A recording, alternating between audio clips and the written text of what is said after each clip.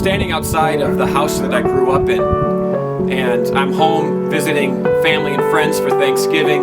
And every time I come back to this area and I spend some time in this house, it brings up all sorts of nostalgic feelings. I have all these memories that resurface, especially around the holidays. I look back to being a child and anticipating and hoping at Christmas.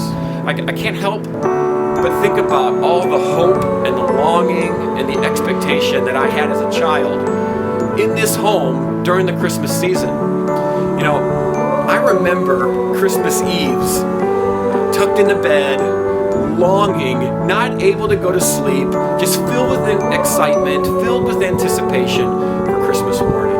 I remember hoping for those different toys, and I can kind of track and look at my life growing up, and I remember the Star Wars phase. I remember that Christmas where if I just had that Star Wars toy, then everything would be great. Or the next year when I was really into Transformers, and I really needed to see Optimus Prime underneath the Christmas tree. I remember the year my brothers and I got our Nintendo Entertainment System, and I remember the joy, and I thought this was it. This is where my life becomes complete.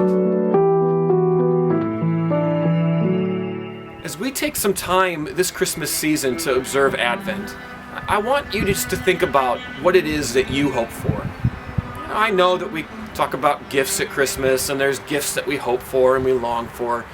But what is it really in your life that you're missing?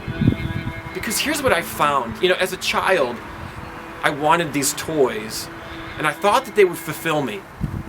But as I got older, I realized that stuff doesn't really have a way of filling the void or the needs that I have in my life. I mean, Christmas is great, don't get me wrong. I love the fact that my kids get excited about Christmas.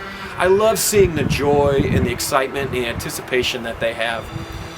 But I know that those toys and those things that they get on Christmas aren't ultimately going to make them happy. And I think probably if you're like me, you know the things of this world aren't really satisfying you. If you're like me, there's something that's just missing. I mean, look at our world around us.